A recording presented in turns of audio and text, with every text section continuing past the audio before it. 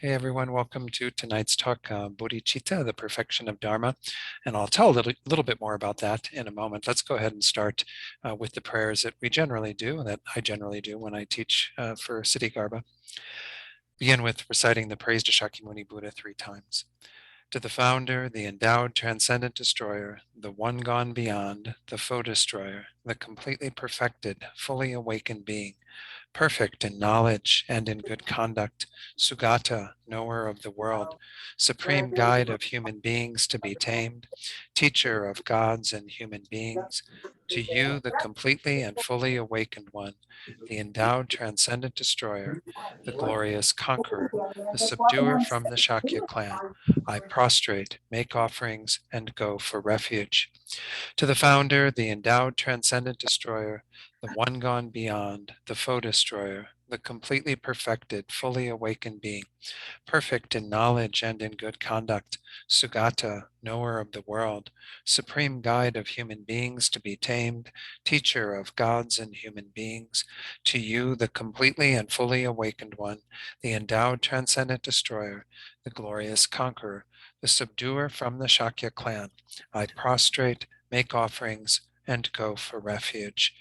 To the founder, the endowed transcendent destroyer, the one gone beyond, the foe destroyer, the completely perfected, fully awakened being, perfect in knowledge and in good conduct, Sugata, knower of the world, supreme guide of human beings to be tamed, teacher of gods and human beings, to you, the completely and fully awakened one, the endowed transcendent destroyer, the glorious conqueror, the subduer from the Shakya clan, I prostrate, make offerings, and go for refuge.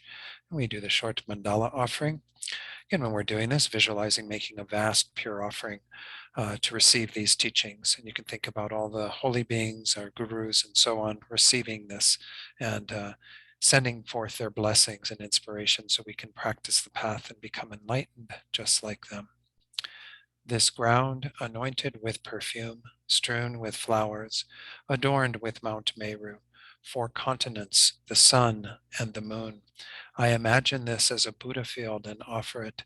May all living beings enjoy this pure land. Idam Guru Ratna Mandalakam Niryata Yami. And then Refuge in Bodhicitta, as usual, recite it the first time in English and then twice more in the Tibetan. I go for refuge until I am enlightened, to the Buddha, the Dharma, and the Supreme Assembly. By the merits I create through listening to the Dharma, may I become a Buddha in order to benefit all sentient beings. Sangye chodang soki choknam la jangchu bardu dakni kyabsu chi daki chanyan gipe sonam gi dola penchir sangye drupar shok sangye chodang soki choknam la jangchu bardu dakni kyabsu chi daki chanyan gipe sonam gi dola penchir sangye drupar shok. All right, good. Let's do a short meditation.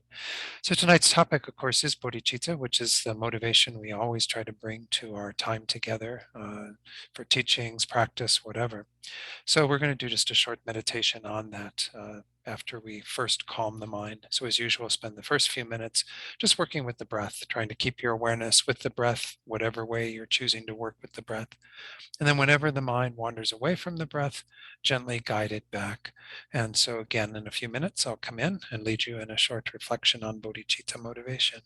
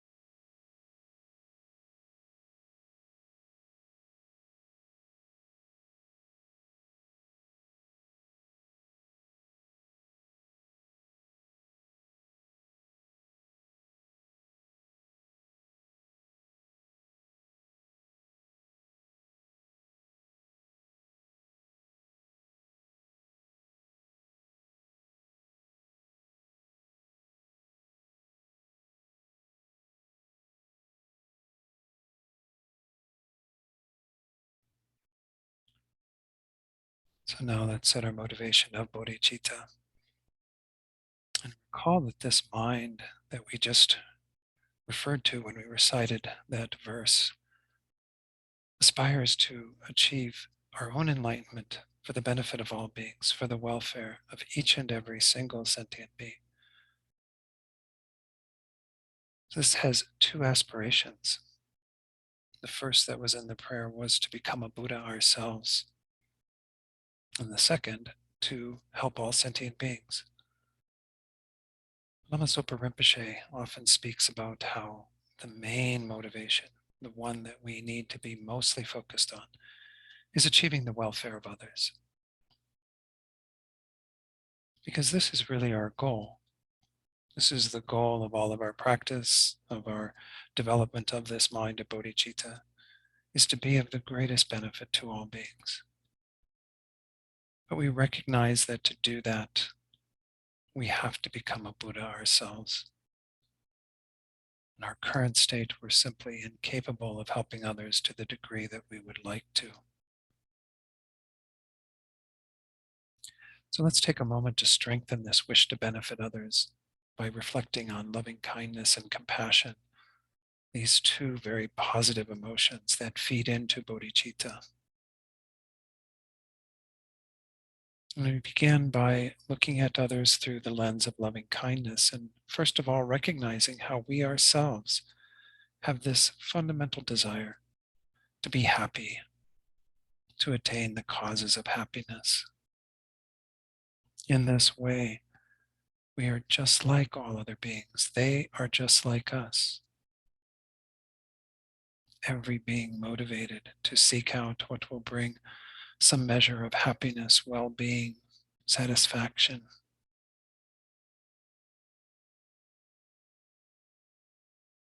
And let's try to embrace others in that wish in the same way that we currently wish for ourselves to be happy.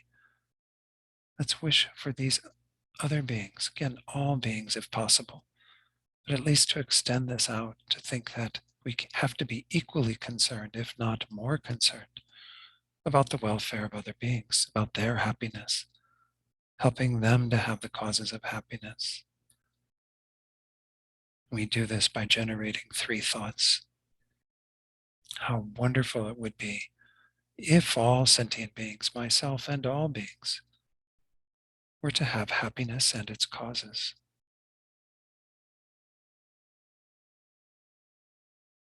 Just really imagine this. How wonderful if all beings were in that state. And then the second thought, to think, may they have happiness and its causes. May all beings, myself and each and every other being, have all the causes of happiness, and that resultant state of complete well-being. This is like you're the ruler of a kingdom making a decree. May this be so. May it not just be a wish. May we actually aspire to achieve this.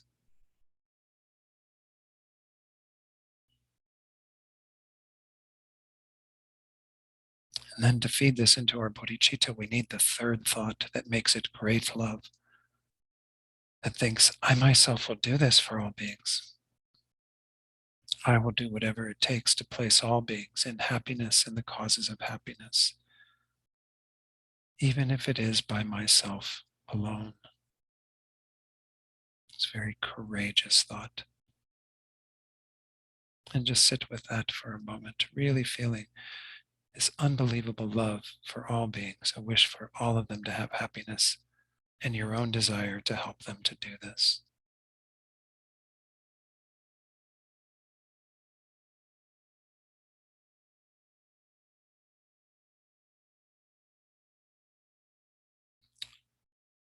Then we reflect on the companion thought of compassion. And here we focus on starting with ourselves, how we don't want to suffer. We don't want the causes of suffering. And in this way, we are just like others, others are just like us. There's no difference between any other being's wish to be free from suffering and my own.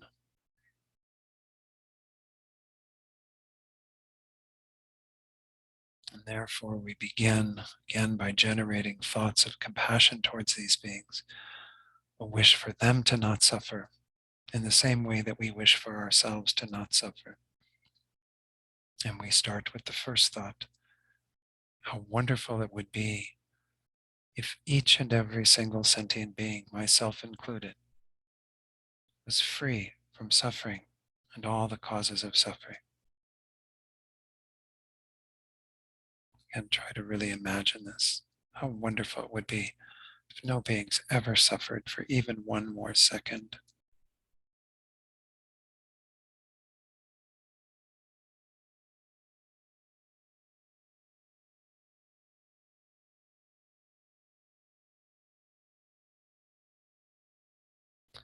And again, as if you're a ruler of a kingdom making a decree, begin to generate a stronger thought. May all beings be free from suffering and all the causes of suffering.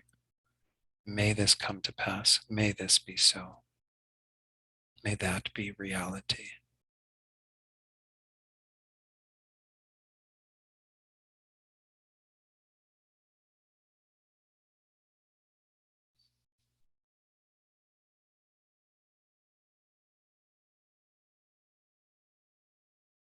And then again, we go to that level of uh, taking responsibility, this Mahayana mind that thinks, I myself will do whatever it takes to help all these beings to attain that state of freedom from suffering, all the causes of suffering.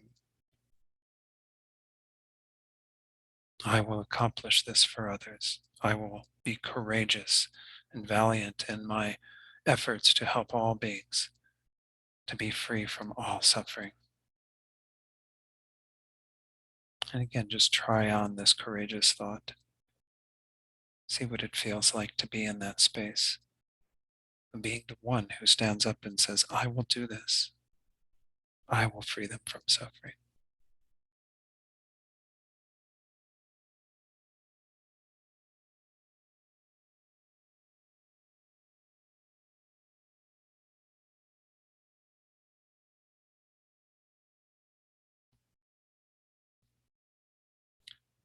And then, having cultivated this great compassion as well as the great love,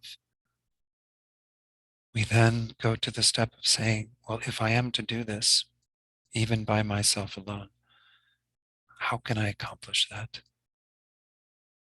Once more, in my current state, I'm simply incapable of doing that. Therefore, I must become a Buddha to accomplish this. There's no other way. Therefore, I'm going to participate in these teachings tonight, try to strengthen my own bodhicitta motivation so I can eventually attain the state of perfect enlightenment and lead all sentient beings out of suffering into the bliss of Buddhahood.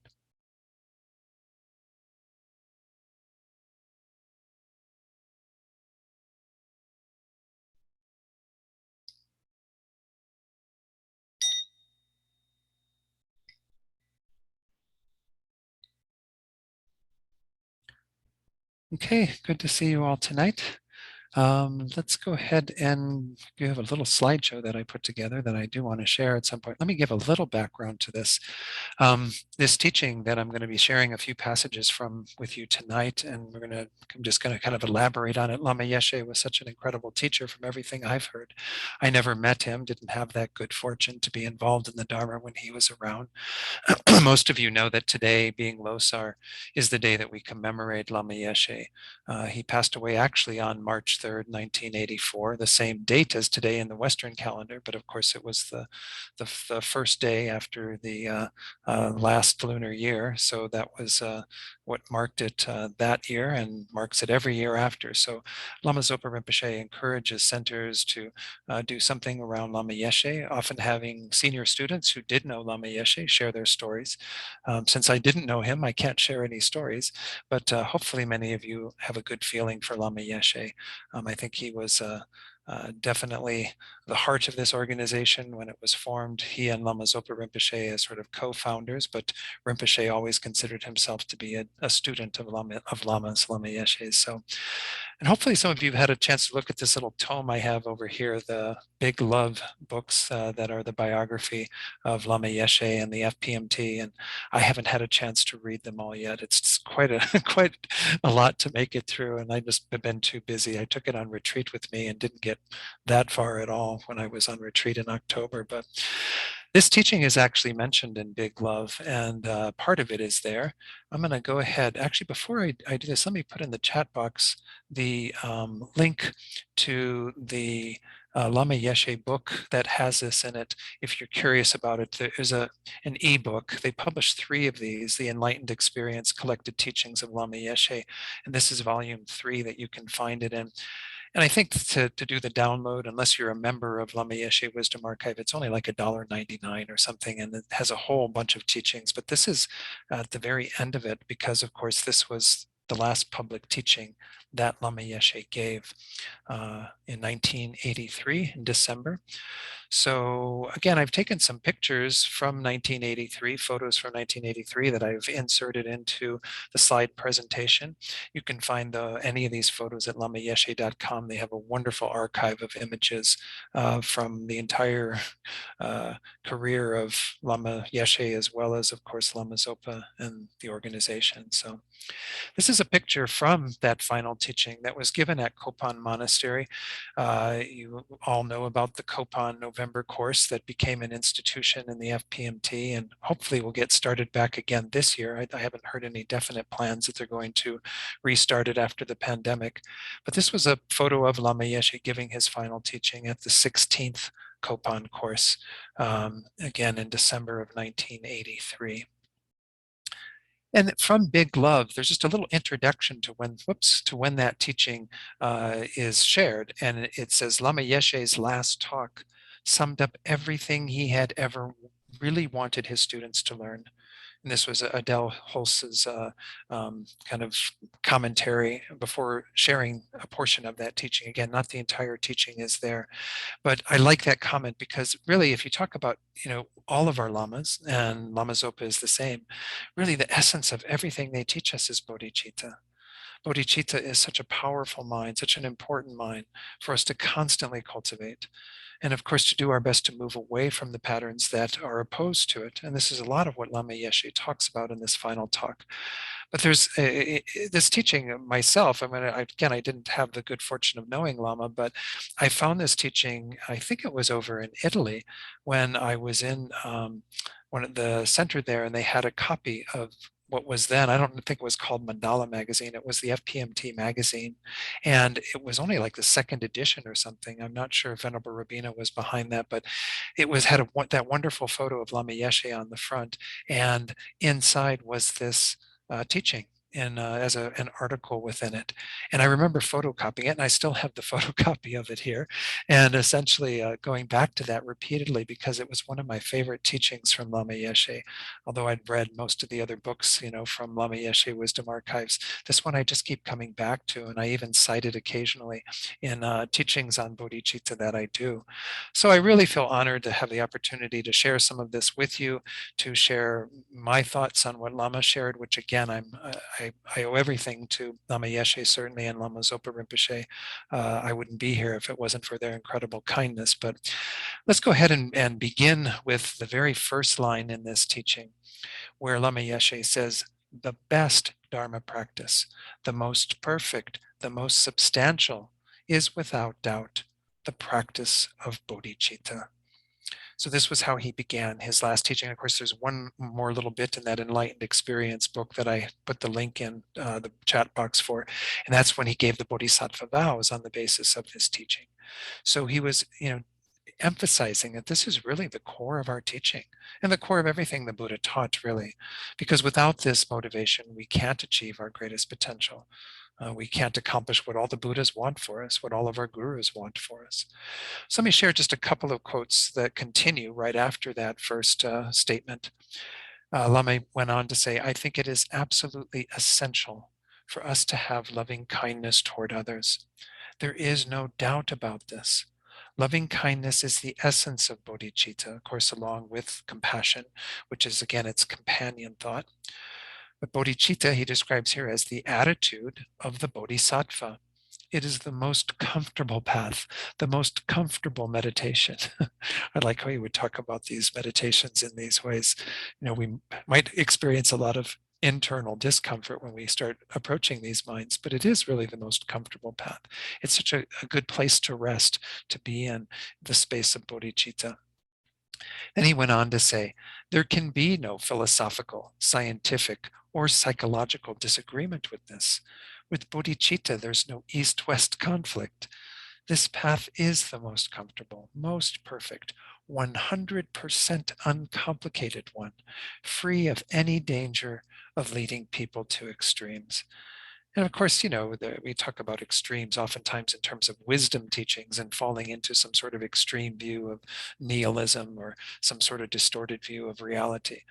But, when we talk about bodhicitta, it is this comfortable mind because it's in the space of the most common human values that we have, loving kindness and compassion.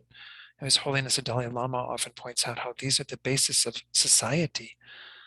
Without kindness, we wouldn't have society. In fact, I think His Holiness equated kindness with society, saying without kindness, we couldn't have society. And so we see the importance of these human values that are nested within this mind of bodhicitta. Now, obviously, bodhicitta takes it to another degree because it's not just simply compassion and love for other beings. It's elevating it to the degree, as we did in the meditation tonight, of great love and great compassion, which once more are defined as when we take that personal responsibility, which then feeds into bodhicitta.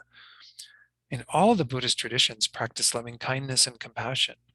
In the Theravadan tradition, again, I'm not trying to pigeonhole them by any means, but in general, the way they present these sorts of thoughts is with the idea of simply wanting those things to pass for sentient beings. May all beings be happy. May all beings be free from suffering. These are wonderful thoughts. As I said, we used them in the meditation tonight. They feed into our bodhicitta. Bodhicitta goes a step beyond that. It's not simply the thought of compassion or love. It's the personal responsibility. This is that superior intention, that altruistic motivation that we bring to our practice that makes it unique, that again gives it the power. This is why it's so central to this Mahayana path. Without bodhicitta, we don't have the fuel in the tank. We don't have what it takes to actually get us there, because we have to keep strengthening this motivation again and again and again and again until it becomes quite natural and spontaneous in our minds. And even then we keep strengthening it. He called it the attitude of the bodhisattva. And again, we don't technically become a bodhisattva until we have it at that level of spontaneity. But the only way we get to that level where it becomes spontaneous and immediately have it towards any being is by training in it. We always have to keep going back to Buddhism being about practice, about training, about familiarizing ourselves again and again and again and again with these minds until they have a strength of their own. We've done the same thing with anger and jealousy and desire and all the other delusions. We've gotten them so strong in our minds that they arise like that, right? We just see something attractive and we immediately have this thought of, I want that, give that to me, whatever. And then when we have somebody who's saying something negative to us, we immediately have anger. We immediately have that aversion energy. But we've trained in those minds. Not consciously, not like, I decided I want to be an angry person, so therefore I'm going to train in anger. We've just been falling prey to them again and again and again and again and again, strengthening those patterns. Well, we have to do the same with bodhicitta. So again, I really am delighted to be sharing these teachings that give us so much inspiration from Lama Yeshe as to how we go about doing this. I might mention before we go too much further that there are two main techniques for developing bodhicitta, and they can be combined into a third technique. If any of you are interested in that, please try to come to the next module of exploring the Buddhism. That'll be exploring the path. That'll start a week from next Tuesday. I guess it's the 15th, is it? I think it's the 15th. So just know that in that module, we'll be talking about bodhicitta because it's one of the main elements of the path, one of what are called the three principal aspects of the path, and we'll go into more detail there. But one of those techniques involves the idea of seeing all sentient beings as being very close to you. And that gets over this hurdle that we have, that we care for some beings, but we don't care for others, right? We think, oh, I'll be compassionate and kind, and I'll try to save this sentient being, but the rest of them, forget them, or this particular group, forget them, or these particular people in this part of the world or whatever, with these particular views, I can't possibly save them. So we have to learn to have a feeling of closeness and an affinity for all beings. So that's the technique we call the sevenfold cause and effect, or 7-point cause and effect, where we think of all sentient beings as having been someone very dear to us, not in an imaginary way, because all sentient beings have been someone very dear to you. In the countless lives that we've had, every being has been someone very close to us, our own mother, father, sister, brother, grandmother, what have you. So all sentient beings have played that role, and we want to see them through that lens, remember their kindness, and develop a wish to repay their kindness. How? By helping them to have happiness and to be free from suffering, and that feeds into bodhicitta. The other technique is the one that Lama Yeshe and, of course, Lama Zopa often in his teachings really focuses on, which is the technique of equalizing and exchanging self and others. And this is where we target in particular another mind that's an obstacle to our development of bodhicitta, which is our tendency to elevate ourselves to being most important. We often call self-cherishing, but remember, it's something more akin to like a self-centeredness, self-preoccupation. It's all about me, myself, and I, and everyone else meeting my needs. It's the exact opposite of the mind of bodhicitta. The mind of bodhicitta cherishes others. And of course, as His Holiness often points out, this is actually the way that we take care of ourselves to the best degree. He often calls this being wisely selfish. If we are going to really take care of ourselves, well, then we take care of others, and our own needs will be met. Why? Because taking care of others creates the positive karma that causes you to have positive results in your life. If you are generous towards others, that creates the causes for you to have resources in your life. If you protect the lives of others, that causes you to have good health and a longer life yourself. Well, this is how karma works. When we are focused on the needs of others, we create positive potential that then ripens into our own well-being. And of course, ripens into our ultimate well-being, because when we take care of others to the degree that we're talking about here with bodhicitta, it ripens into your own Buddhahood. How wonderful. Your own fulfillment of your potential occurs by virtue of your cherishing other beings.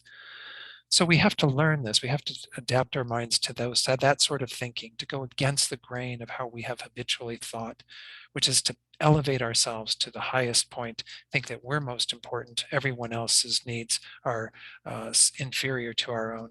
And by virtue of that, we often neglect the needs of others, and we only get caught up in a selfish circle that doesn't lead to our happiness at all. I won't go through the entire process of that one, but that's a good part of it, is to focus on the faults of following that mind of self-centeredness and the advantages of adopting the alternative mind. In other words, again, exchanging self for others, where we tend to put ourselves most important, let's put others there and live our lives in that way. Now, again, we need to start always in both of these techniques with some measure of self-compassion, some measure of understanding our own situation clearly.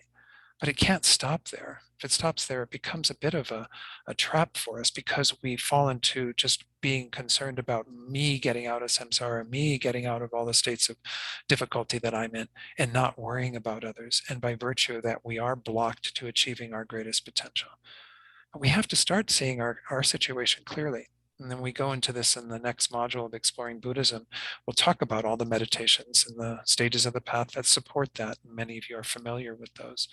But we have to see our situation clearly. Then we can easily replicate how we see others, because we see that they're in the same predicament that we are in. There's no difference between myself and others, as we said in the meditation tonight. So this is the idea behind bodhicitta, and how we need to cultivate it using these techniques that are taught in the stages of the path, and eventually to make it something very firm in our minds, so that we are led by that all the way to enlightenment. We become a bodhisattva technically when we have that mind, and then when we are able to practice under the influence of that mind. So then Lama does go on to talk about all the things that if we don't have bodhicitta, we won't have much success in a lot of what we do, a lot of our spiritual endeavors as well as our worldly endeavors. So he says, without bodhicitta, nothing works. And most of all, your meditation doesn't work and realizations don't come. This is a wonderful picture from 1983 from in Sicily. Apparently Lama was meditating on the seaside there in Sicily. Why is bodhicitta necessary for success in meditation? Because of selfish grasping. Again, this self-centeredness that I was just alluding to. If you have a good meditation but don't have bodhicitta, you will grasp at any little experience of bliss. Me, I want more, I want more. I can almost hear Lama Yeshe saying this. I'm not doing a very good imitation of him. But, if you've heard videos of him talking, he had an amazing way of uh, giving us the Dharma. Then the good experience disappears completely. Grasping is the greatest distraction to experiencing single-pointed intensive awareness and meditation. Again, a big goal, milestone in a lot of our spiritual practice is to have a mind that can focus on any subject that we choose. But it can become an obstacle if all we're doing is grasping at the bliss that comes about through that process of calming the mind. And with it, we are always dedicated to our own happiness. Me, I'm miserable. I want to be happy. Therefore, I'll meditate. We might even have that self-centeredness guiding our spiritual practice, right? We sit down to meditate, but it's all for ourselves. It doesn't work that way, he says. For some reason, good meditation and its results, peacefulness, satisfaction, and bliss just don't come. Now, some of you like me may be wondering, well, I haven't even had these blissful experiences of meditation. What is he talking about? They do say that as you develop your mind through refining your concentration and letting go of more and more distractions and being able to bring the mind to a much stiller point, that you do attain these incredible levels of well-being. I've shared this before, but Venerable Rene Fussi, who's a Swiss monk in our tradition, has done a lot of longer retreat. And there are these various levels that you go through. Many of you have heard of these. I've taught on them again in the Exploring Buddhism series, what are called the 9 mental abidings that get you to this state where the mind can be extremely focused and experience an undistracted quality that allows you to single-pointedly investigate whatever it is that you're meditating on. Well, even at the 4th of these 9 levels, Venerable Rene says you're already experiencing a feeling of well-being you've never known before in this life. I mean, that can be really seductive, kind of pulls you in and like, oh, I want that. We don't even know we want it right now. We are all going about achieving the most mundane versions of happiness, all sensory generally. I mean, we have some pleasant things we think about in just our mental consciousness, but most of what sentient beings are after is sensory experiences. Give me that, that tastes good, that looks good, that sounds good. We just keep chasing after all of these things. Those things don't last. They don't have the ability to provide any true peace or happiness. Deeper states of well-being do come about, though, when we start to work with our minds. But what Lama's pointing out here is that if we have a self-centered motivation in doing that, we're not going to go very far with it. It's going to, maybe we'll even be able to attain some of these states, but it's going to be very self-centered. One of the biggest dangers, of course, of a very subtle form of self-centeredness or self-cherishing is that we will fall into that path that just leads to our own individual liberation, which does require meditative focus and does require wisdom on top of it. We do have to have the same understanding and insight that we always talk about in the Mahayana teachings. But nonetheless, if we do that solely for our own purpose, we will escape from samsara without a doubt. You can do that. Many beings have done that. They attain the state of what we call an arhat. This is one of the labels we gave, we were admiring the Buddha for earlier in our prayer, foe destroyer. Foe destroyer means someone who has gotten rid of their own afflictions, their own distorted states of mind and all the other things that are built on that keep them going from life to life, keep them in samsara, in this state of dissatisfaction. So again, we can attain that through these meditative states with a subtle level of self-centeredness, but that's going to block us from achieving our greatest potential.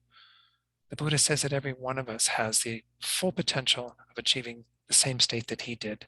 There's no difference between the Buddha and us other than that Buddha's done the work to remove all of what has defiled and stained the mind and achieve the greatest, culmination of all those positive qualities. We just simply haven't done that work.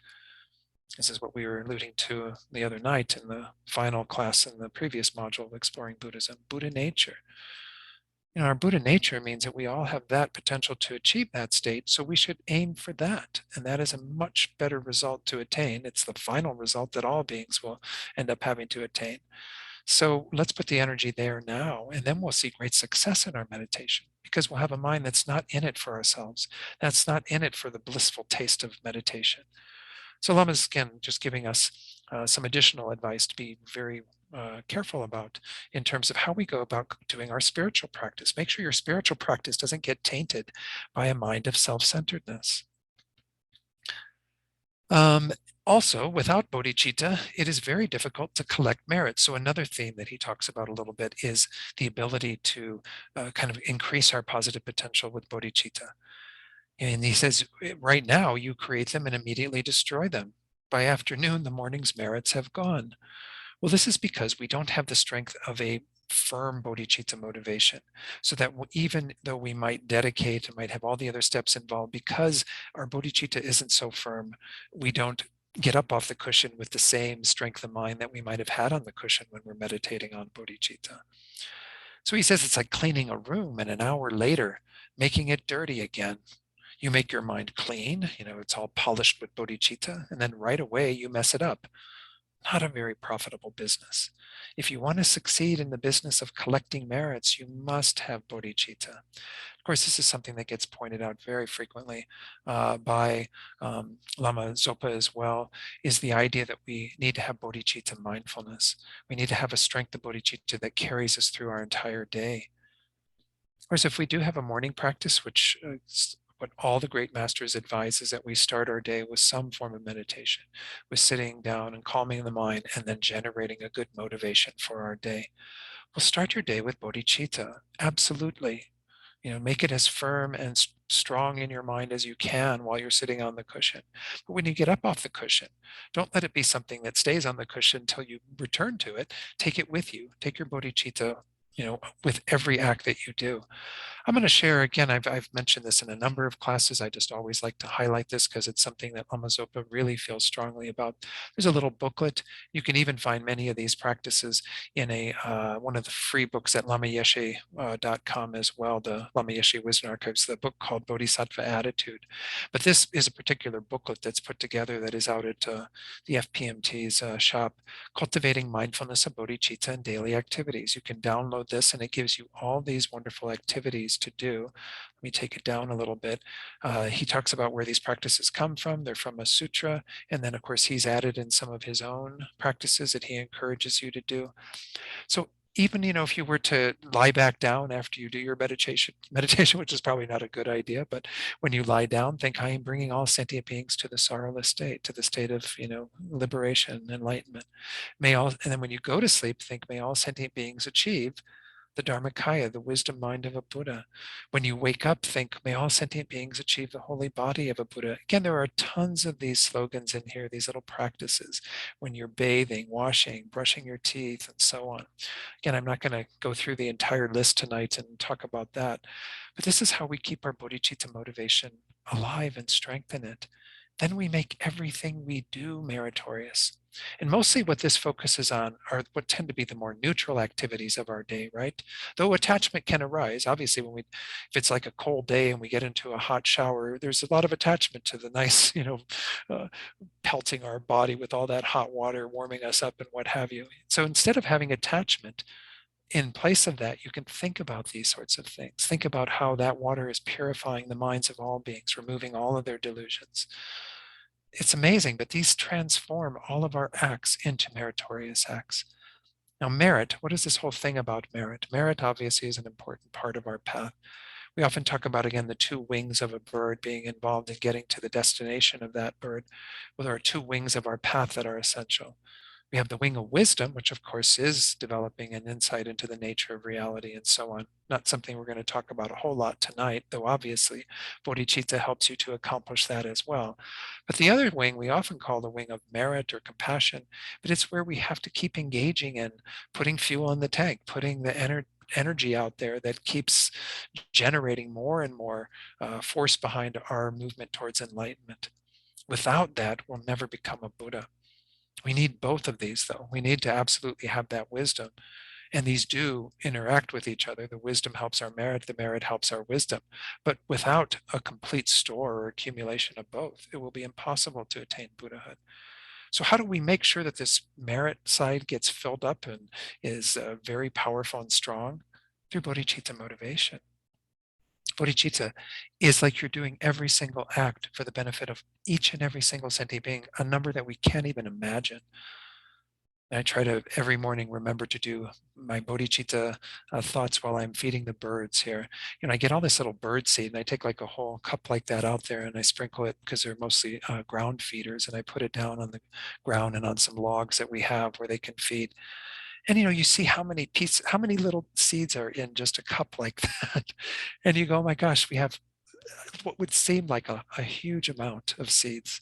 That's not even a fraction of the number of sentient beings that exist.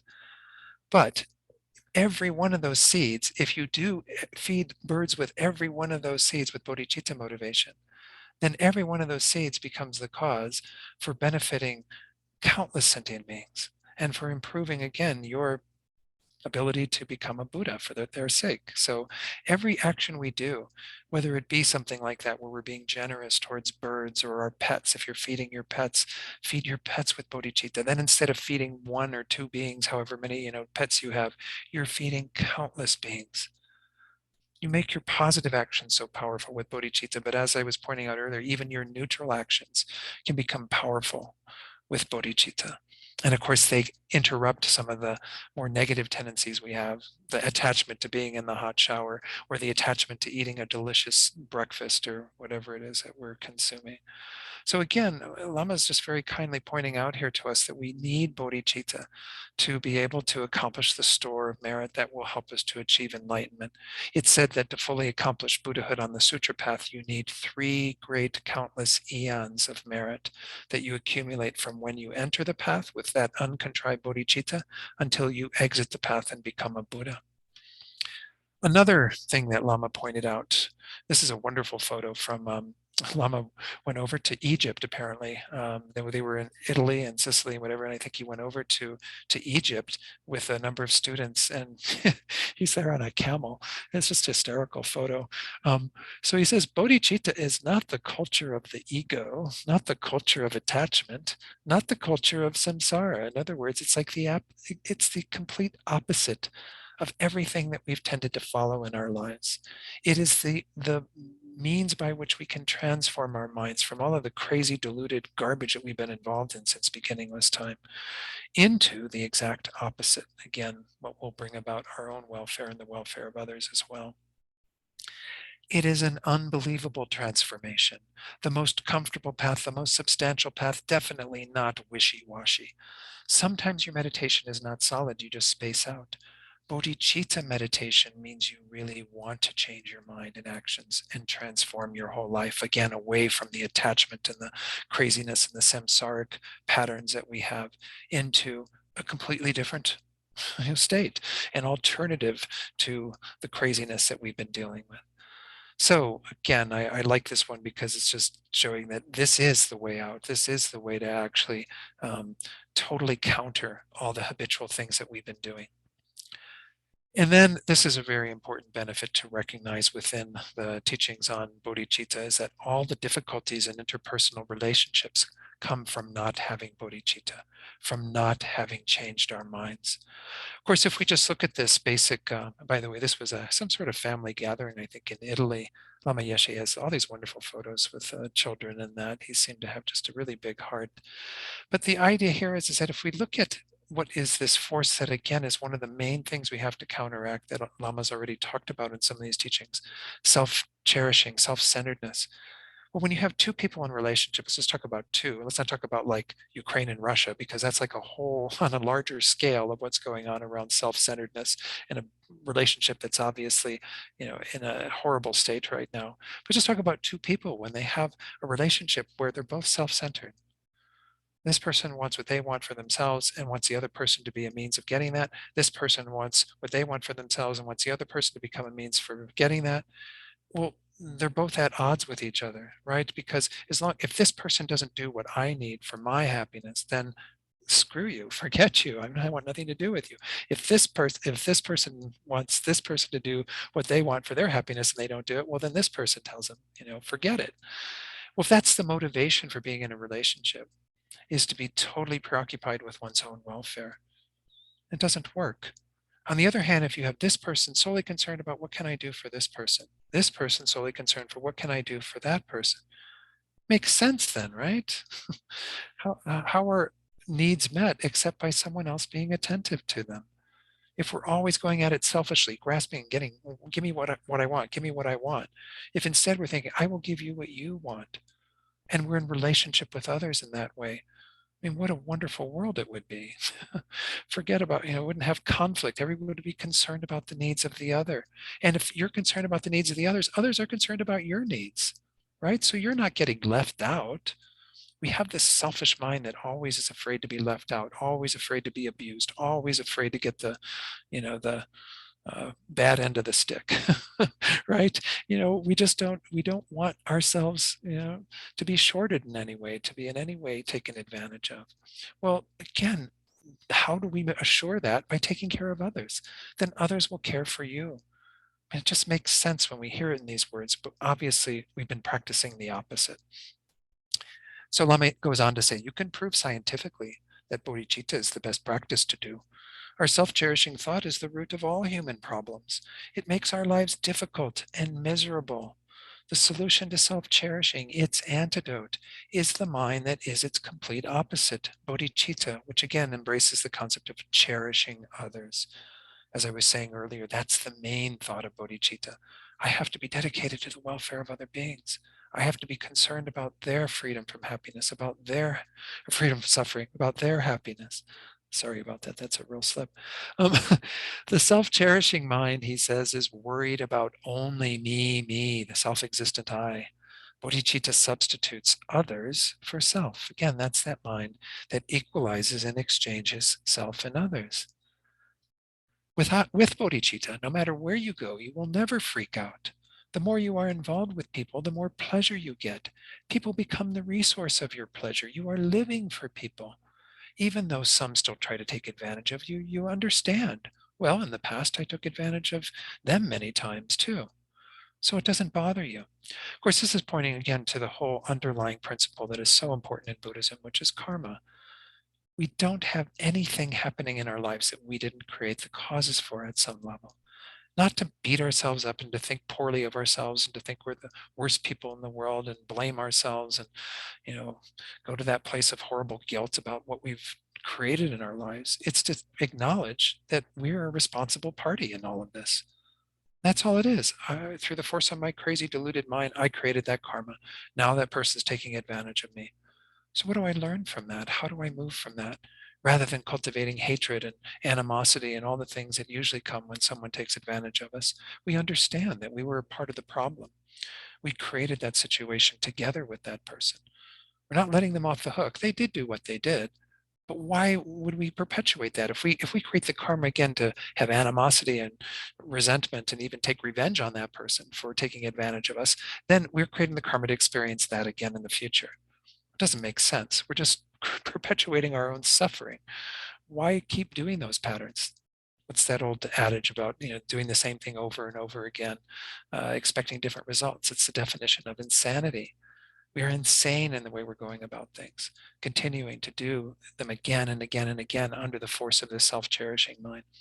It isn't in our best interest. That's why this teaching tonight is really to inspire us, but the work still has to be done. We have to go and really look at that mind of self-cherishing and see it for the demon that it is. In the Lojong, the mind training teachings, we call this one of the twin demons, the demon of self-cherishing that is totally preoccupied with our own welfare, neglecting the needs of others. And then that's one of the main targets of all of these mind training teachings. But we also have to get at that deeper error. He was saying in that, what was just up on the screen, the self-existent I. This is the self-grasping that's usually under the surface together with that self-cherishing. It's what makes it into an even more complicated state of mind because we think we are real in a way that we aren't. Again, this is what the wisdom wing helps to alleviate. But bodhicitta, it does help us to get rid of this misconception through increasing our wisdom. But bodhicitta is mainly targeting the self-cherishing mind that in a conventional sense is really distorted. It's trying to attain our own happiness through the wrong means. through being totally convinced that we have to be standing up for number one, me, myself, and I, and not being concerned about the welfare and needs of others.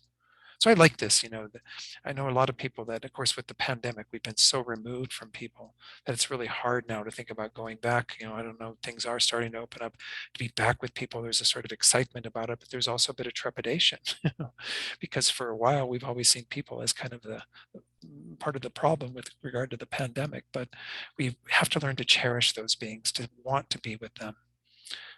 With another point that he makes, with the foundation of bodhicitta, you will definitely grow. And this is again one of the phrases, this teaching that's coming up that I'm going to share with you in just a moment, is one of the passages that I saw in that very first time that I read this, that I said, that's a good one for me to remember, because it really is addressing what the fundamental problem is again, which is we want to be able to transform ourselves into this ideal being, but we just feel so stuck in this. I mean, we would love to be able to be a benefit. I mean, I'm feeling this right now, and I know there are many atrocities going on in the world. Ukraine isn't the only place, but we're being shown images on a daily basis about all this, and we watch the news or you go on the internet and you see things that are really disheartening, and you really feel like, I would really love to be able to put an end to all of this suffering once and for all. But we don't feel that we have that capability. Well, of course, bodhicitta is the answer to that. So let's look at Lama's words that, again, I've shared with some of you before, I'm sure, in other classes. So this is Lama actually in Aptos, California, not too long before he passed away, because he was in California when he died. But this is him helping the gardens there in Aptos to grow. But he says, with the foundation of bodhicitta, you will definitely grow. If you take a proper look deep into your heart, you will see that one of the main causes of your dissatisfaction is the fact that you are not helping others as best you can, or as best as you would like to. I often, point out, regardless of how much we can, we would really like to be able to benefit others. Like I said, seeing all the suffering in the world. When you realize this, you'll be able to say to yourself, I must develop myself so that I can help others satisfactorily. By improving myself, I can definitely help. This is the whole logic of bodhicitta. As I was pointing out earlier in the motivation, the main goal is to benefit others. We become really, distressed at seeing the suffering in this world, wherever it's manifesting. Through the pandemic, through, just again, the people that we know, the situations people have had to deal with financially, relationship-wise, whatever. There's so much suffering in the world. And when we see it, it's so easy to become disheartened. And we would really ideally like to be able to come to the aid of beings in a way that we currently can't. Again, the answer to that is improve ourselves. As was said in that earlier quote, we have to make bodhicitta the power that helps us to grow in our own ability, grow in our own power to help other beings. This is what we are able to accomplish on the path to enlightenment, all the way to Buddhahood, where we have no real limits on how we can help others. It's really just limited by the karma of beings. So thus you have more strength and energy to meditate, Lama says, to keep pure morality and do other good things. You have energy. Why? Because I want to help others. This is one of the most powerful forces in the world. That is why Lama Tsongkhapa said that bodhicitta is the foundation of all enlightened realizations. Because when we have that motivation that moves us to want to benefit others, then we sit on the cushion and do the work and get the realization of guru devotion and get the realization of the perfect human rebirth and get all the realizations of the Lam Rim, so we can eventually achieve Buddhahood. But this idea of, being motivated because we want to help others, I mean, we've all seen these videos of where in the moment when there's a crash, for example, and somebody in a car burning, how that strength, that power of wanting to free that being from that burning car leads people to do very courageous things, right? Things that they would never think about doing. And this is for strangers. This isn't like their loved one in the car, that their dear mother or father. This is like a complete stranger. There's something about that time when we actually think, I want to benefit others, and we recognize that that's the motivation that's going to get us to that place. That's the motivation that's going to cause your spiritual transformation. It's the real root, the real core, as I said earlier, of everything the Buddha taught, because this is what guided the Buddha to give these teachings to sentient beings, as it has guided every single Buddha in the past and into the future to do the same work, to lead sentient beings through their enlightened activities to attaining that same state. So I think that's a very powerful quote. Again, I think some of you have heard it before, but when I first read this teaching, that was the one that really struck with me. And again, in particular, it was this idea of, we can't help others as best as we can or as best as we'd like to. And then we have to develop ourselves to do that. Anyway, I hope that one touches you as well. Before I go into the quote here, I want to tell a little bit about this wonderful picture here. They actually had a picture, the same copy of this print in the walls at the Institute of Lama Tsongkhapa. The being on the left there is my dear teacher, Geshe Champa Gyatso, who passed away in 2007. And his reincarnation was never identified. I keep doing prayers for him every day that, I may meet him again. But I don't know who the one in the middle is. I'm not sure who that monk or lama is, but this is Lama Yeshe here in this Egyptian caftan. Remember, he was on the camel a few slides ago. Well, he came back from Egypt with this Egyptian caftan, and he came out of the car as soon as the car pulled up, and he went dancing through the courtyard there with this mudra that he's got. He's got this sort of wrathful mudra going on, and everybody was just cracking up. It was just hysterical. Again, I didn't have the good fortune of any of those experiences, but it's nice that they were shared and they can be, relived in this way. Also, Lama says, Bodhichitta energy is alchemical. It transforms all your ordinary actions of body, speech, and mind, your entire life, into positivity and benefit for others, like iron transmuted into gold. So I alluded to that a little bit earlier with the Bodhichitta mindfulness exercises. But this also means that as we transform how we are and act in the world, we have an effect on others. So it's not just even alchemical, it becomes sort of was contagious. It's like it has a bearing on the well-being of other beings. How do we improve the world? Of course, there's that wonderful quote from Gandhi, right? Be the change that you want to see in the world. Well, this is what bodhicitta is all about, right? I want to see all beings free from suffering, at their full potential, happy to the greatest degree. Well, then I need to be that change. I need to incorporate that into who I am. And so this is what Lama goes on to talk about after that comment about bodhicitta being alchemical. As I said, it's even contagious. He says, I think this is definitely true. You can see it's not difficult. For example, look at other people's faces. Some people, no matter what problems and suffering they are enduring, when they go out, they always try to appear happy and show a positive aspect to others. Have you noticed this or not? But other people always go about miserable and angry, right? We do see that there's a lot of people in the middle there, but there are certainly some people that they might be dealing with some of the most difficult situations. They might be facing illnesses themselves, or loss of people in their lives, or loss of their job, what have you, their well-being. And they still are very happy. They're still very joyful and show a positive aspect. But other people tend to always have the rain cloud over them, always are thinking in those ways. Again, we can see them through the lens of compassion and what have you, but we're talking about here how we want to be that face to others that is positive, that is always kind of showing the bright side. What do you think about that, Lama says? I honestly think it indicates a fundamental difference in the way these two kinds of people think. Human beings are actually very simple. Some are a disaster within, and it shows on their faces and makes those whom they meet feel sick. Others, even though they are suffering intensely, always put on a brave face because they are considerate of the way others feel. Well, again, the bravest face I think we can put on is the face of bodhicitta, the face that aspires to be a benefit to others. I do want to share one little passage, another passage from Lama Yeshe that's in this wonderful book called Universal Love, the Yoga Method of Buddha Maitreya. And in this, he talks a little bit more about this concept of kind of how we have a contagious effect on those around us even. He says, perhaps I can explain it this way. Sometimes you're so clean, clear, and balanced inside that just by looking at you, other people get some blissful energy. It's as if you were a Buddha, where others gain pleasure just by seeing you. It happens. At other times, you're so disturbed and your inner world is shaking so much that just by looking at you, other people themselves magnetically feel shaken and disturbed. I'm sure you know this too. It's simple. These are good examples of transformation. Inner transformation makes a big difference to the outside world.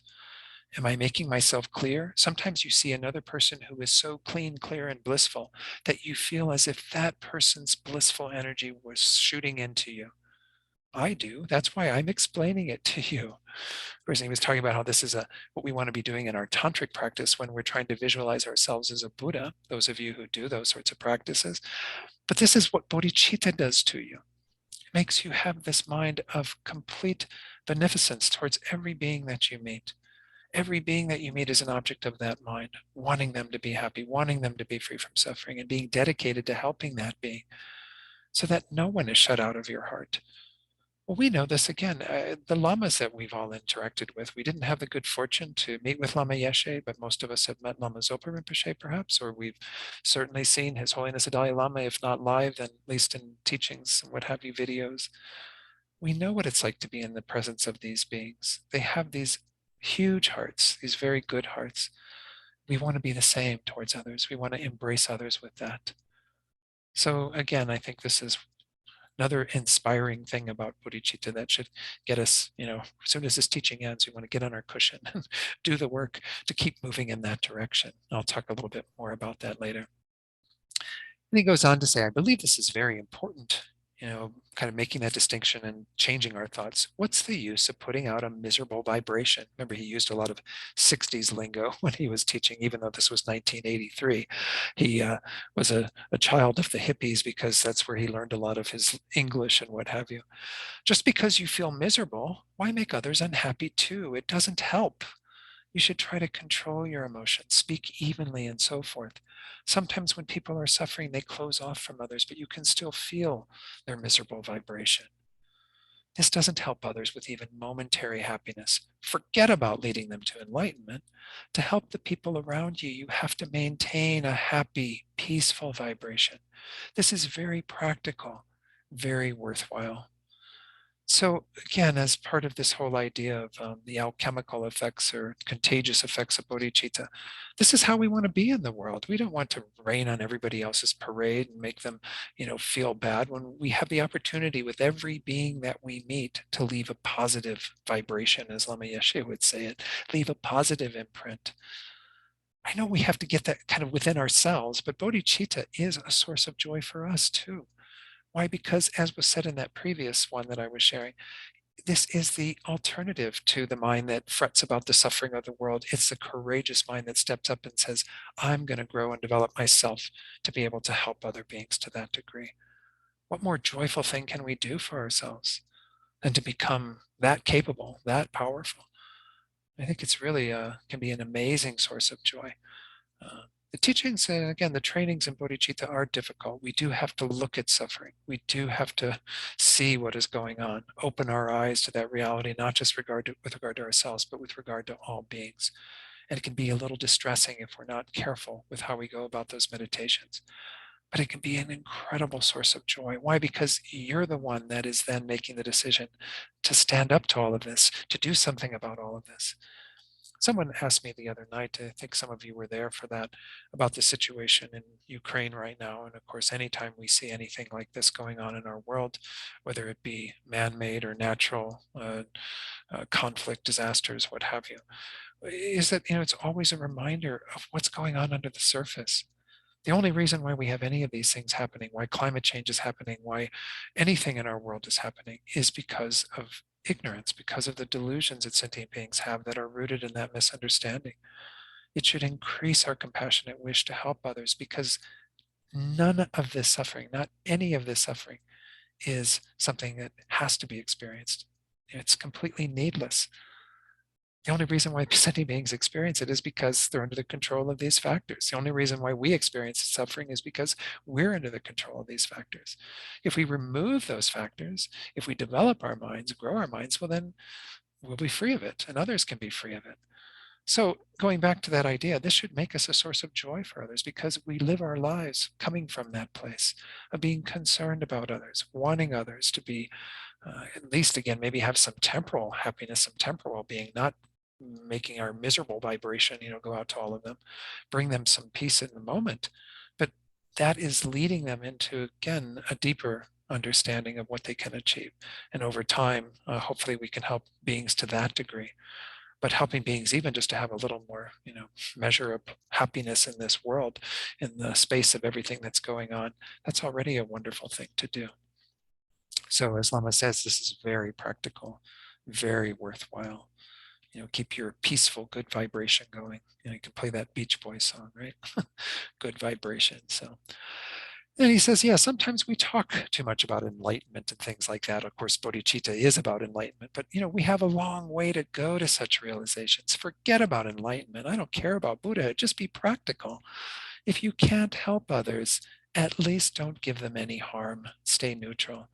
So, if we can't be in a space of kind of having that more positive mind that is going to shower everybody with loving kindness and compassion, at least don't harm them.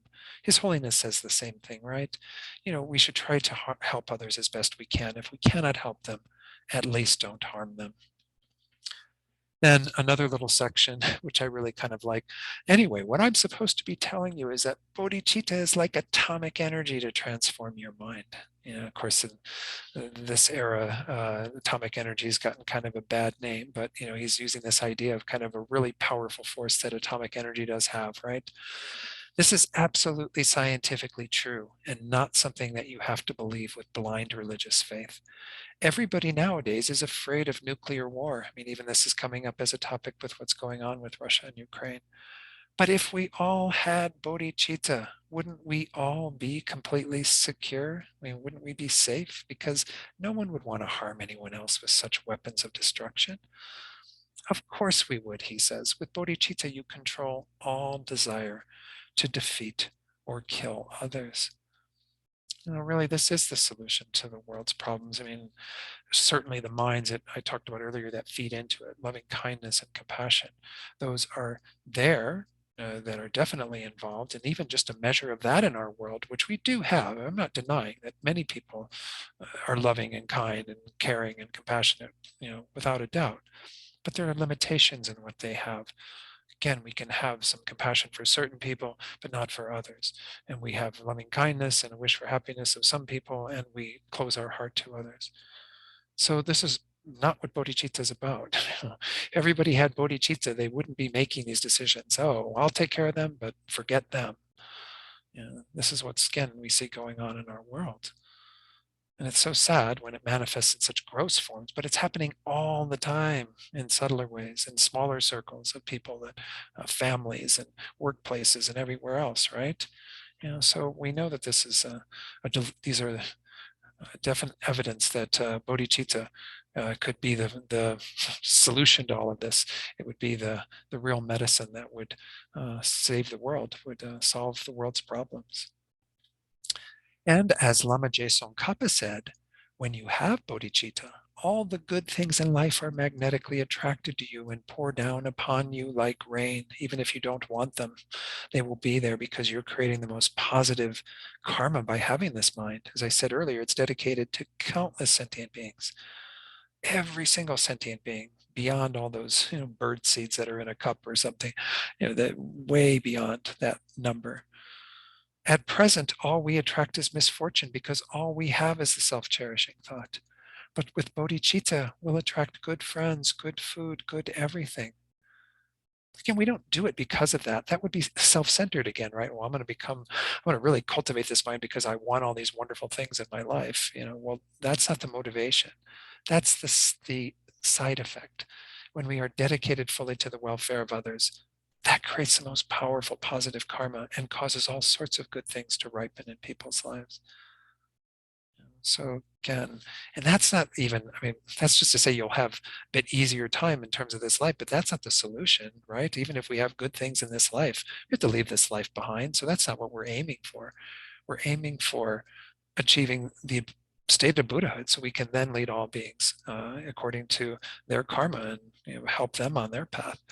That's not the goal, to actually get all these good things, good friends, good food, good everything, but it's a side effect. It's something that comes by the way from practicing bodhicitta. Okay, so now with the closing part, which there's only one more section with one quote and then the closing part. I'm sorry, I got my little notes here now. So he says, the main point then is that when you contact Buddha Dharma, you should conquer the mad elephant of your self-cherishing mind. It's the whole purpose of the Buddha Dharma. This is why the Buddha taught the Dharma in the end. Yes, he wanted sentient beings to be free from suffering and, what have you. But the main way that we achieve our deepest potential that all of us have, our Buddha nature, again, that points to that, is by conquering this mad elephant of our self-cherishing mind. So destructive. This mind just causes unbelievable harm in our world, as we're seeing, again, in Ukraine and Russia. If the Dharma you hear helps you diminish your self-cherishing even a little, it has been worthwhile. But if the teachings you have taken have had no effect on your selfishness, then from the Mahayana point of view, even if you can talk intellectually on the entire Lam Rim, they have not been much use at all. This gets to this whole idea that, we have an accumulation of a certain amount of wisdom that is a part of our path, absolutely. But if it stays intellectual, if it doesn't become a part of your heart, if it's not a place where you live from in your day-to-day life and how you interact with others, then it is as meaningless as just going to college and learning all these things. You can go to a university program and learn all sorts of stuff, right? If you don't live with bodhicitta and actually have a change in your mind, move away from self-cherishing towards the thoughts of cherishing others, even to a small degree, as Lama was saying, then your Dharma practice is pretty useful. All your Dharma knowledge is useless. It's pretty useless. You won't really be able to get much out of it because you don't have the transformation occurring. That's the whole point of all of what Lama said in this teaching. You can read the entire teaching. Again, I've given you the resource to be able to do that. But the whole thing is we've got to overcome this mind that is blocking us from achieving the state of Buddhahood, the mind of self-cherishing. Because if we don't make some progress in that direction, then our next life is going to be subject to the same kind of craziness. And again and again and again, we will never break free of the self-cherishing mind. By the way, I might take it off screen just a moment. I remember some of you know Mary and Harry, Mary Colony and Harry Sutton. Um, my partner Patrick worked up in the office in Taos when it was up there, and Mary and Harry were there running. Mary was, I think, in charge of education department, but she oversaw the shop that Harry was in charge of. And Patrick said he would occasionally go over to where the shop was because it was in a different building, and Harry would say things like, "Hey, Patrick, you know what's worse than the worst cancer?" And Patrick go, "What?" And he says, "Oh, the mind of self-cherishing." You know what's worse than the worst possible illness or whatever? I mean, say all these things, and it's the mind of self-cherishing. I mean, it is really the worst thing that we have, and we have it all in our own minds right now. It's the real enemy, to get rid of this mind that is solely focused on our own welfare, keeping us from really, again, achieving what we have the potential to achieve. Anyway, sorry if I didn't share that quite the right way, but Harry was he is quite a character. He and Mary are up in Crestone now, I believe. She's in retreat, I think. But okay, so now the closing section, and then we'll open it up to some questions. So when you come home from work, I love this passage too, lie down comfortably and meditate on bodhicitta. So, if you've had a full day, just go, "Oh my God, I really don't see me, sitting on the cushion doing any more meditation." Well, lie down comfortably and think about bodhicitta. Goes on to say, this is most worthwhile, much better than rushing in speedily, throwing down a coffee and dropping onto your meditation cushion to try to meditate. It doesn't work that way. Your nervous system needs time and space. You can't be rushing through traffic 1 minute and sitting quietly meditating the next, right? Our minds don't work that way. We need the space, in order to kind of get into a place where we can really deepen these qualities. Everything takes time and space. It is much better to have a quiet, blissful cup of coffee. And don't pressure yourself either. That too is very bad. Don't punish yourself when you are too tired to meditate. "Oh, I should be meditating. I'm very bad." Right? That's that self-deprecation mind that we just know so well and is so useless. You destroy yourself like this, Lama says. And this wonderful quote that many of you have seen before, "Be wise, treat yourself, your mind, sympathetically with loving kindness. If you are gentle with yourself, you will become gentle with others. So don't push. Pushing doesn't work for me. That's why I tell others not to force themselves. We are dealing with the mind, not rocks and concrete. It is something organic. It takes that organic change of day by day, minute by minute, working slowly, steadily with our minds. Don't think that we have to flip a switch and go from self-cherishing to cherishing others tonight, or we're doomed. We have to just keep moving in that direction. But it is not an easy thing, he says. Easy things bore you quickly. It is quite difficult, but there's no way you'll get bored practicing it. People need to be most intelligent to actualize bodhicitta. Some, though, have no room for it. Forget about yourself and have a little concern for others, they'll ask. That's not my culture. It is very difficult to change holding yourself dear into holding others dear instead. The most difficult task you can undertake, but it is the most worthwhile and brings the greatest satisfaction. After practicing some meditations, such as impermanence and death, for a month, you'll say, "Oh, I'm tired of that meditation." But you'll never get tired of meditating on bodhicitta. It is so deep, a universal meditation. You'll never get tired of bodhicitta. The main thing is to have a strong motivation. Even if it comes strongly only once, it is extremely powerful. It is very rare to have this kind of thought. A mere flash is so worthwhile to have it for a minute or for a day. And I, again, am so indebted to Lama's words that I've been able to maybe elucidate a little bit with some more modern contemporary ways of talking about it. But, you can see the community that he built. That's Lama Yesh, or Lama Zopa next to him. And of course, Lama Lundrup is to his other side, who passed away. He was at Kopan Monastery, the abbot there for many, many years. But anyway, these are, I don't recognize most of these faces, but this is the community that he built. This is what his teachings have left in terms of a legacy, and that all of you are a part of. And I'm sure you do all feel a connection to Lama in some way because of his big heart and what he was able to accomplish. So again, that last bit of advice I think is so important. We need to treat ourselves with gentleness, with kindness, recognize that we aren't dealing with something that we can just, you know, reform in a moment. We have to work on gradually changing our minds. The transformation isn't going to come any other way. Now, I know a lot of people come into the Dharma, and we might even recall back when we were, newbies, and we just found the Dharma, and we were so excited about it. We had this unbelievable energy. We thought we could just do so much in just a short time. And you see that, that way of stuffing ourselves doesn't really do the trick.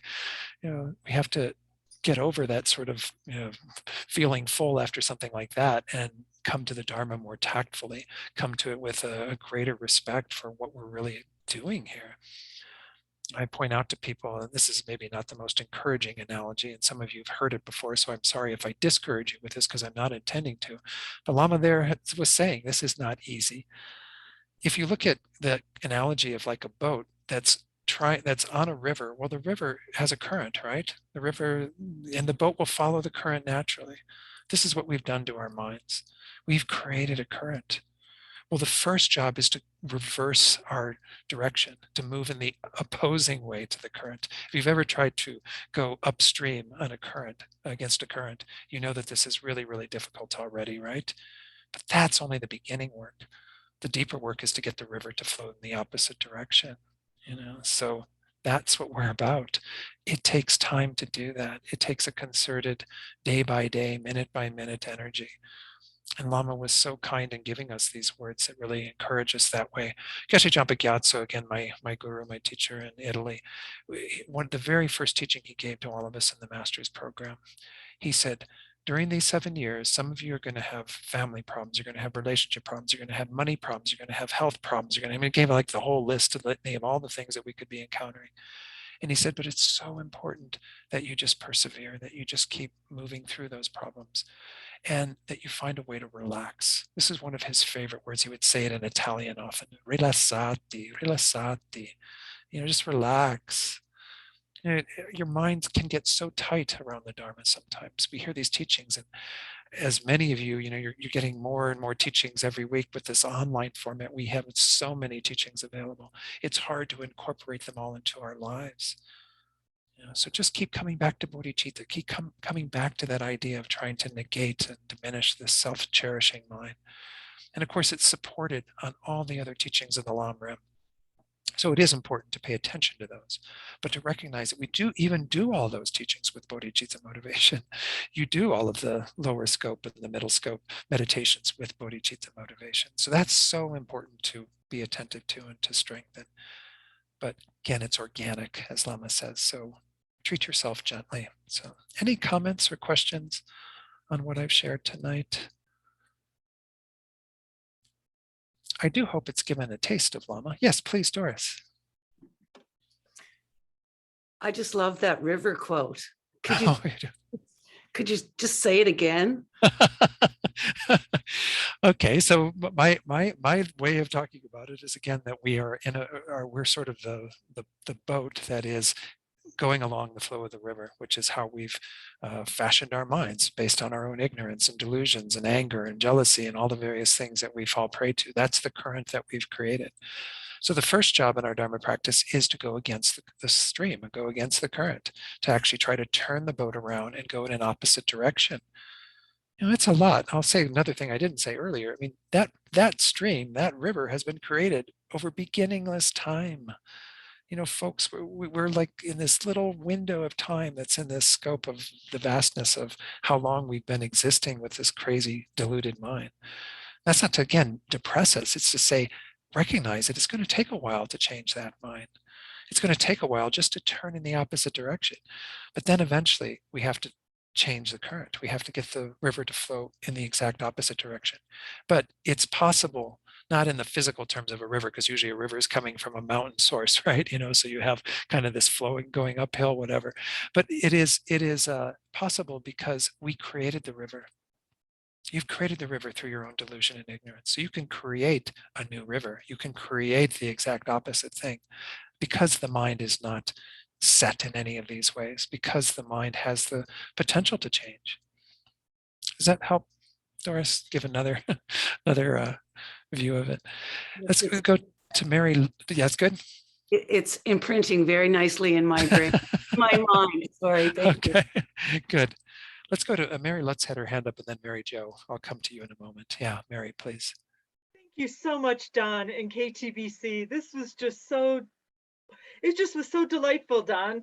And the slides were just so juicy. And but I really like what you said about, or what Lama Yeshe said in the slide, that we are not dealing with the mind. Oh, we are dealing with the mind, not rocks and concrete.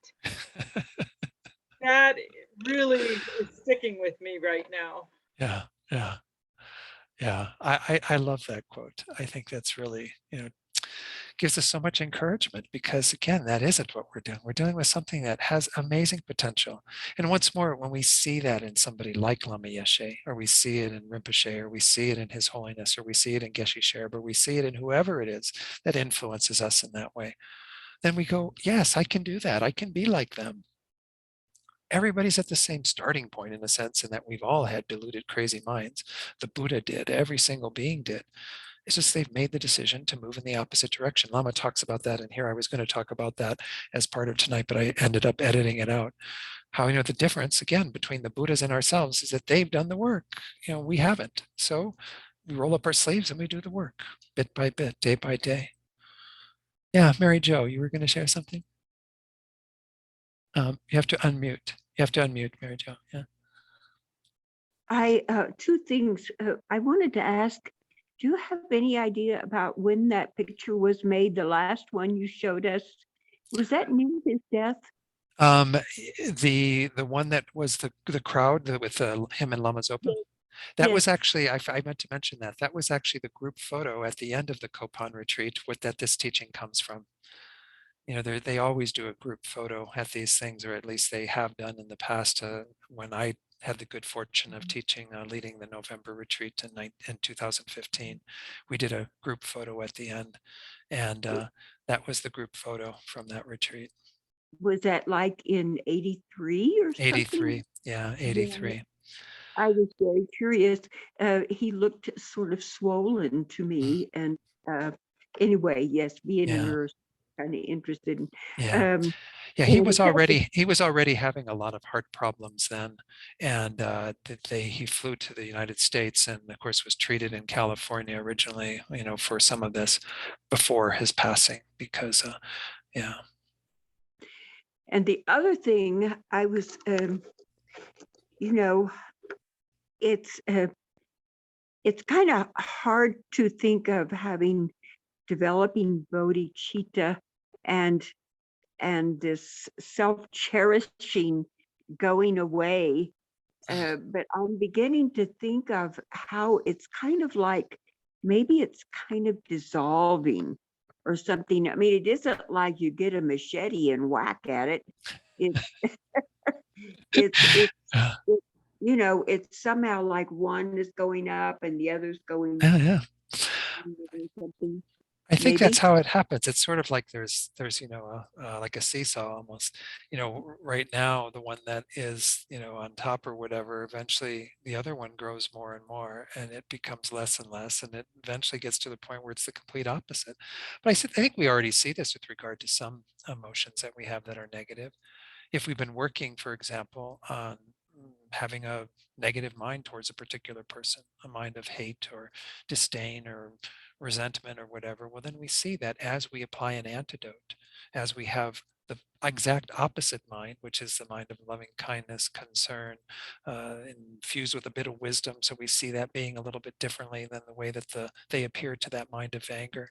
Well, then we gradually diminish the anger and it gets replaced by something that is much more wholesome and that is also grounded in truth. The mind cherishing others is grounded in truth as well, as we see, because it is actually the way out to be able to achieve your welfare and the welfare of all beings. Whereas the mind of self-cherishing is false because it doesn't lead to any real happiness. It only digs a deeper and deeper hole in samsara. So as we work more and more with it, it becomes less and less. So like you said, Mary Jo, it's not that we often have this idea, even when we do Tonglen, which again is part of that practice of equalizing and exchanging self and others, we have this idea that we bring the suffering of others into our heart and it immediately demolishes our self-cherishing as if we somehow are capable of getting rid of it in one fell swoop. But it just doesn't happen that way. Every moment that we move in an opposite direction, every moment that we choose to cherish another being rather than cherish ourselves, every moment that we cultivate bodhicitta with these thoughts is another moment that's going to eventually eliminate the mind of self-cherishing. So. And I have another, I guess, question, but like,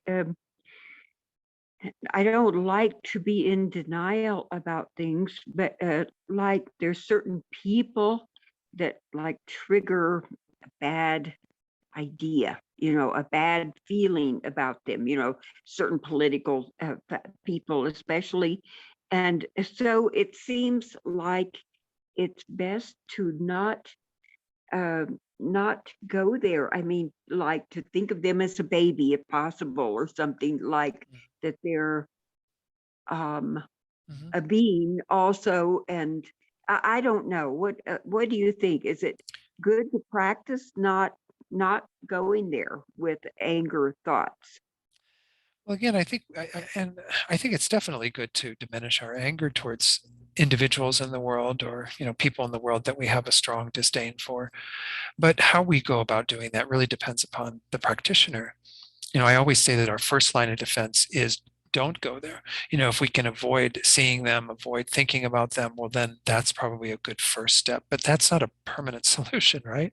Because they're eventually going to pop up in the news or pop up here or there, and we have to deal with that reality. And it doesn't really get rid of it. It only stops having the trigger that causes that to arise.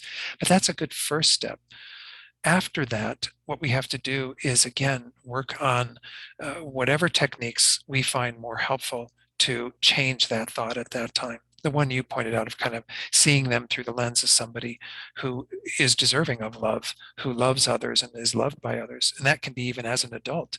I mean, I remember Venerable Rabin often saying, well, even, Adolf Hitler loved his little doggy woggies, so if, I don't know if he had German shepherds or what he had, but essentially if he had these dogs and he really loved his dogs and cared for his dogs, well, that's a relationship built on love. And I'm sure the dogs loved Adolf Hitler.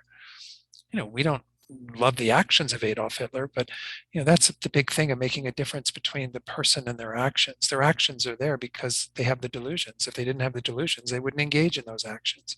The person themselves are always an object of our love and compassion. But we have to find a way to frame that so we can replace feelings of hatred, anger, what have you, with thoughts of loving kindness and compassion. But if we do understand what's going on, as I just was pointing out, that the only reason, I'll use Putin as an example. I don't know everyone's politics, but obviously he's being seen in the world to a large part as the instigator, as the antagonist. Well, he's a being who's incredibly under his delusions, right?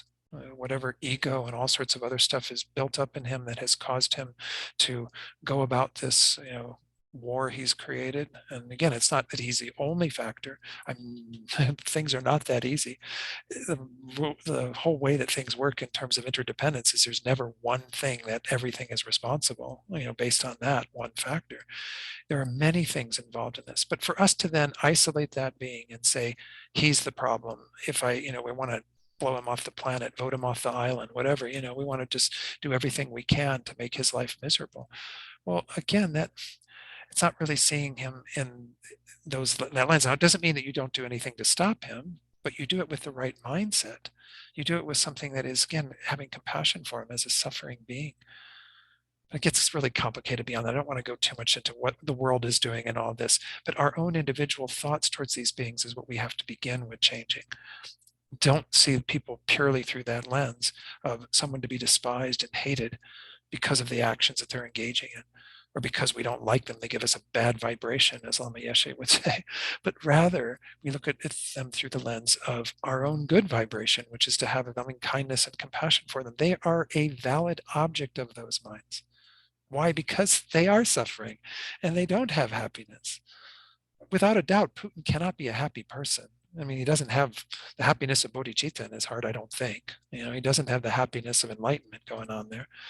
He must be dealing with a really pretty distorted view of life. So try to replace those thoughts through this type of reasoning and logic. We see him through a different lens, and therefore we have a different emotion towards him. Now, again, there are even deeper antidotes, which is the wisdom of emptiness, where we can get into that maybe again in another teaching, but that's much more difficult to apply. What we want to apply right now is whatever will stop my anger from arising when I hear about someone doing these sorts of actions. Make sense? Yeah. Yeah. Okay. Any other? Yes, Lyra, please unmute yourself and. You still are muted there, Lyra. You need to, there's something, yeah, I'm not hearing you yet. Unmute. There you go. Okay, thank you.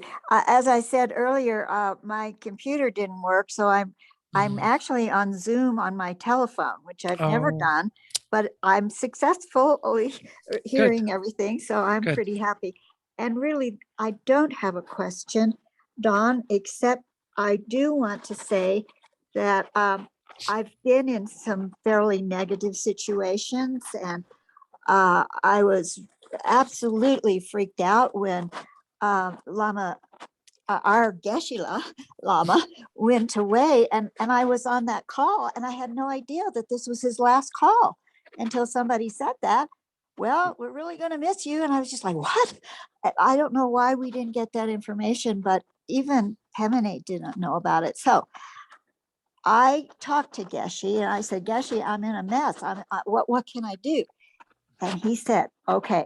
He said, Dawn is going to have this teaching tonight. He said, I want you to be on that. And then you will know what you can do. So Dawn, thank you so much. Oh, you're welcome there. So keep in mind. It's amazing because you did do a teaching tonight that is a miracle in my life. Thank you. You're very welcome, Lyra. I'm so touched to hear that. And again, it's mostly Lama Yeshe's blessings, though. It doesn't have much to do with me. But anyway. Lama Yeshe is my guy. Yeah, I think he's wonderful. I feel, I mean, there's that side of us that we sort of miss somebody we never even met, Well, that's what I find. Also, I actually thought I knew him, but then what I realized is that for weeks I dreamed about him. So and I saw his face. So I said I knew him, but then we all figured out I wasn't old enough to have known him. Yeah. Anyway, I don't want to take up time. So I just want to say thank you. And I will be at your next teachings for sure. I'll just mention that again. I'm not trying to plug myself by any means, but the Dharma is a useful tool for us. So if you do want to do this next course that's coming up in Exploring Buddhism, it starts on March 15th, and it'll be 7 sessions dealing with an overview of the entire stages of the path to Lam Rim. So we'll be talking about all the topics that feed into bodhicitta, as well as bodhicitta and the wisdom of emptiness and all these juicy topics that are really the real practice. That's really what we need to work on. And that's how we do transform our minds, is through meditating on the Lam Rim. So that'll be on Tuesdays from 7 to 8:30. And so hope you can join. I will put a PDF file together of the slides I shared tonight with all the wonderful photos. I don't know, it'd be a lot to print them out on your printer with all the color ink and what have you, but you can always do it in black and white if you want. But I'll send that along to John and make sure that it goes out to everyone if you would like to see those quotes and the pictures that were with them. But again, everything that's in there pretty much I took from the teaching itself. And so I would really encourage you in the next day or two, to go to that teaching and read it through in its entirety, and maybe the passages I did comment on, maybe reflect on those a little bit. But, so it's Lama's last words to all of us. And we are part of Lama's mandala in a sense, even though we weren't there with him at that time, but we are part of what he has created. So we obviously have some connection to him, as well as to Rinpoche, as well as to Geshe Sherab, as well as to, this entire organization and what it really is trying to accomplish. So please, if you can practice these teachings, it's the best gift, the best offering you can make to all of them, as well as to me. So I thank you for the opportunity to share this. Let's go ahead and do a short dedication. If there were any other questions, please feel free to send them to me directly. If you don't have my email, please feel free to write to Sarah or John, and they have my permission to give you my email. So let's meditate with this really strong connection to our bodhicitta motivation, recognizing that everything we did tonight has the power to produce that result of our own enlightenment, the enlightenment of all beings. Through our dedication, we assure that that will eventually come to pass.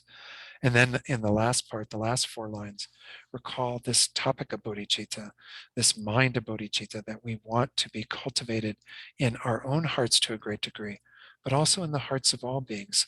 And as Lama Zopa often does, let's think about those beings quite specifically. Lama Zopa would be saying, may bodhicitta be developed in the hearts of all beings, especially Donald Trump.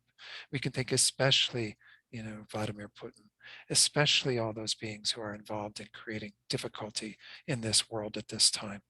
May those beings in particular have bodhicitta motivation so they can totally transform their lives and the lives of all those around them. Yeah. Due to the merits of these virtuous actions, may I quickly attain the state of a Guru Buddha and lead all living beings without exception into that enlightened state. May the supreme jewel bodhicitta that has not arisen arise and grow, and may that which has arisen not diminish, but increase more and more. And we do the prayers for our precious teachers, especially on this auspicious day, the beginning of this new Tibetan New Year. We can think about these 3 teachers, His Holiness Lama Zopa and Asalhita, Lama Yeshe's reincarnation, and make strong prayers for their good health, their long lives, for all their wishes to be fulfilled. But extend this wish to include all spiritual guides who are doing this for others, so that others as well may never be parted from perfect guides in all their lifetimes.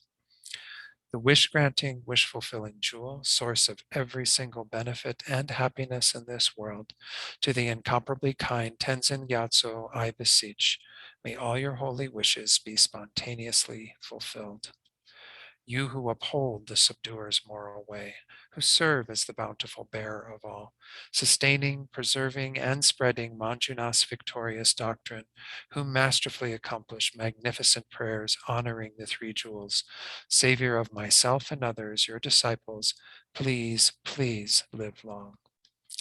Venerable One, to you whose kindness exceeds that of all the conquerors for those wanderers in far-off places, especially the West, mindful of your loving concern for us and intentionally descending again into a family of a far distant land, we make this request. O Lama, please, please live long.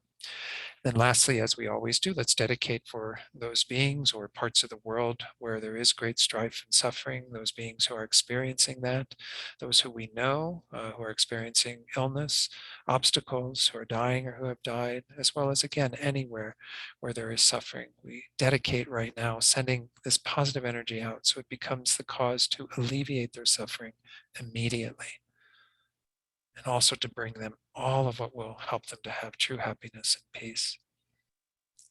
And in dedicating this way, may all beings eventually achieve these same results, complete freedom from suffering and the fulfillment of their deepest potential for happiness and well-being. All right, a blessed New Year to all of you. I hope it's a very good one. It's not getting off to a great start world-wise, but again, we can't change the world outside until we change ourselves. So that's always the goal, just to remind ourselves of that and just keep doing the work. Drop by drop, the bucket will fill. So, all right, everyone, hang in there, be well, stay safe, and I'll hopefully see you all again soon. Thank you, Dawn. for Thank this you,